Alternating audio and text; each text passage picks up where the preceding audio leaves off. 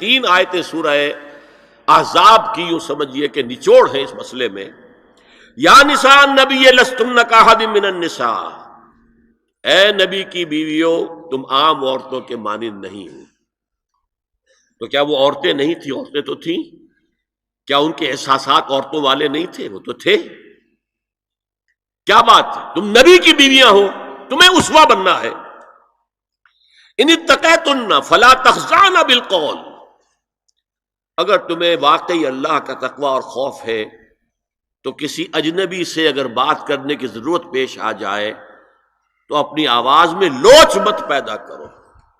فیطمع الذی فی قلبہ مرض، کہ جس شخص کے دل میں کوئی روگ ہے، گندگی ہے، وہ کوئی آس لگا بیٹھے کہ یہ جو مجھ سے گفتگو کر رہی ہیں، جس انداز میں کر رہی ہیں، جس لگاوٹ کے ساتھ کر رہی ہیں، تو کوئی نہ کوئی موقع ہے میرے لیے. انا للہ و انا الیہ راجعون. کڑک آواز میں بات کرو. وقلن قولا معروفا، اور معروف بات کہو صرف، اس سے آگے بڑھنے کی کوئی ضرورت نہیں.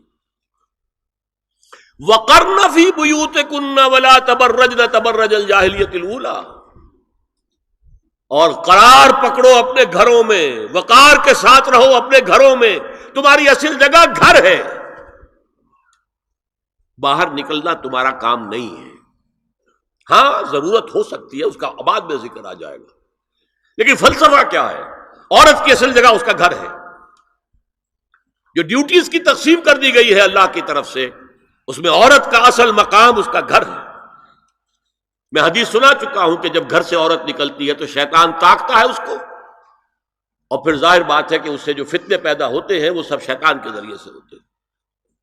وَلَا تَبَرَّجْنَ تَبَرُّجَ الْجَاهِلِيَّةِ الْأُولَىٰ، اور جو جاہلیت تھی، اسلام کے آنے سے پہلے کا جو دور تھا، اس میں جس طرح تم بند سمر کر اور لوگوں کی نگاہوں میں آنے کے لیے نکلتی تھی، اب وہ طریقہ اختیار نہ کرو. دیکھیے یہ بھی ایک بڑا نفسیاتی نکتہ ہے. مرد کے اندر قوت ہے، وہ اپنی قوت کا ظہور چاہتا ہے. کبھی جی چاہتا ہے دیوار کو کندھا دے مارے، راستہ چلتے کسی کو لگا کندھا. قوت ظہور چاہتا ہے. عورت کے پاس سب سے بڑا سرمایہ اس کا نسوانی حسن ہے.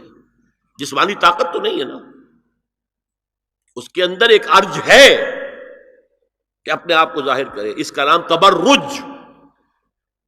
بروج کہتے تھے ان برجیوں کو کہ جو فصیلوں کے اوپر ہوتی تھی.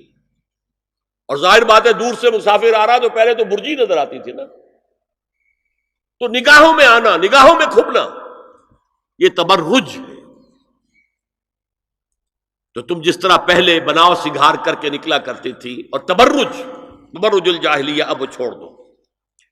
وَأَقِمْنَ الصَّلَاةَ وَآتِينَ الزَّكَاةَ، اور نماز قائم رکھو، زکوٰۃ ادا کرو. وَأَطِعْنَ اللَّهَ وَرَسُولَهُ، اور اللہ اور اس کے رسول کی اطاعت پر کاربند رہو. اب آئے الفاظ جو اہم ترین ہیں. انما یرید اللہ لیذھب عنکم الرجس اہل البیت ویطہرکم تطہیرا. اے نبی کے گھر والیو، اللہ یہ چاہتا ہے کہ تم سے ہر طرح کی برائی، ہر طرح کی ناپاکی کو دور کر دے اور تمہیں پاک کر دے. پاک کرنا کر، خوب خوب خوب خوب. تطہیرا، یطہرکم تطہیرا. کیوں؟ تمہیں نمونہ بننا ہے، تمہیں اسوہ بننا ہے. یہ الفاظ اصل میں آئے ہیں قرآن مجید میں ازواج مطہرات کے بارے میں. سارا جملہ چل رہا ہے یا نساء النبی سے. ہمارے کچھ دوستوں نے اس کو کہا ہے کہ اہل بیت سے مراد حضرت علی، حضرت فاطمہ، حضرات حسنین ہیں. وہ بھی حضور نے فرمایا. میں نے ایک ٹی وی مذاکرے کے اندر بھی جب کچھ حضرات کہہ رہے تھے کہ اہل بیت تو اصل میں وہ ہیں، میں نے کہا نہیں، اصل میں بیویاں ہیں لیکن وہ بھی اہل بیت ہیں. حضور نے ایک چادر میں جب سمیٹا سب کو، تو یہ بھی اللہم ہؤلاء اہل بیت، یہ بھی میرے اہل بیت ہیں. سلمان منا اہل البیت، سلمان بھی ہمارے اہل بیت میں سے، جو جتنا قریب ہوا. لیکن قرآن میں یہ لفظ آتا ہے صرف بیویوں کے لیے، ازواج کے لیے. یا ایھا الذین آمنوا لا تدخلوا بیوت النبی حتی یؤذن لکم. اہل ایمان، نبی کے گھروں میں داخل نہ ہوا کرو جب تک کہ اذن نہ دیا جائے. اور اس کے بعد فرمایا وَإِذَا سَأَلْتُمُوهُنَّ مَتَاعًا فَاسْأَلُوهُنَّ مِنْ وَرَاءِ حِجَابٍ. اور دیکھو اگر نبی کی بیویوں سے کوئی چیز مانگنی ہو تو پردے کی اوٹ سے مانگو. یہ حجاب کا لفظ آیا ہے جس کو کہا جاتا ہے کہ حجاب کا کوئی حکم قرآن میں ہے ہی نہیں. پہلے وہاں کے گھر کھلے ہوتے تھے، دروازوں پر کوئی پردہ وردہ نہیں ہوتا تھا، اور گھر کوئی کنالوں کے اور ایکڑوں کے تو نہیں ہوتے تھے، چھوٹے چھوٹے گھر. لیکن یہاں پر فرما دیا گیا پردے، اس کے بعد سے جب سے یہ آیت اتری گھروں کے اوپر پردے ڈال دیے گئے. اب ظاہر بات ہے کہ اس میں چہرے کا پردہ ہی ہوا نا، چہرے کا پردہ ہے حجاب. اسی کو حضرت عائشہ نے آیت الحجاب قرار دیا ہے. اور پھر دیکھیے جو ریئلزم ہے، ریئلزم میں نے کہا تھا نا کہ اللہ نے بھی فرمایا کہ سب سے زیادہ محبت انسان میں عورت کی ہے. حب زین للناس حب الشہوات من النساء، اور پھر اس کے بعد لمبی فہرست. حضور نے فرمایا حبب الی النساء والطیب. یہاں بھی فرمایا گیا ذالکم اطہر لقلوبکم وقلوبہن، یہ زیادہ پاکیزہ بات ہوگی تمہارے دلوں کے لیے بھی اور ان کے دلوں کے لیے بھی. اگر نبی کی بیوی بے حجاب تمہارے سامنے آ جائے گی تو وہ نبی کی بیوی ہے اور ازواج مطہرات ہونے کی حیثیت سے تمہاری ماں بھی ہے، لیکن ایک عورت بھی تو ہے. اور تم چاہے صحابی ہو کچھ بھی ہو، تم مرد بھی تو ہو. یہ مرد اور عورت کے درمیان جو کشش ہے یہاں بھی اس کا ساس. نبی کی بیویوں کو بھی یہ نہیں کہا کہ اس سے ماوراء ہے، معصوم تو کوئی نہیں نبی کے علاوہ. وہ تو اللہ کہہ رہا ہے ہم تمہیں پاک کر دینا چاہتے ہیں، پوری طرح پاک کر دینا چاہتے ہیں تاکہ تم تمام خواتین امت کے لیے اسوہ بن جاؤ. فرمایا یہ جو پردے کی اوٹ سے کوئی شے لینا دینا ہے، اس سے یہ تمہارے دلوں کے لیے بھی زیادہ پاکیزہ بات ہے اور ان کے دلوں کے لیے بھی. یہ ہے اللہ تعالی کا حکم سورہ احزاب کے اندر.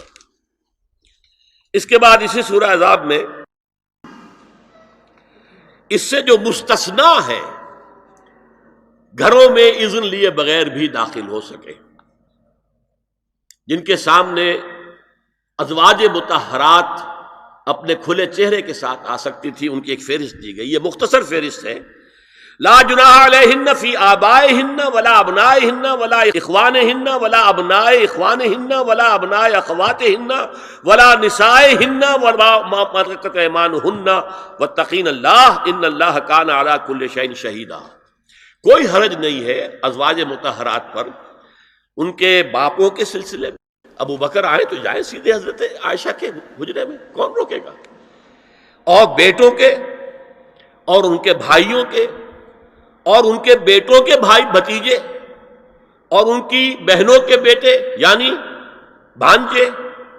ولا نسائہن، نسائہن اس کو میں چاہتا ہوں نوٹ کریں آپ، اپنی عورتیں، جان پہچان کی عورتیں، اجنبی عورتیں نہیں. اس پر مزید گفتگو ہوگی سورہ نور کے حوالے سے.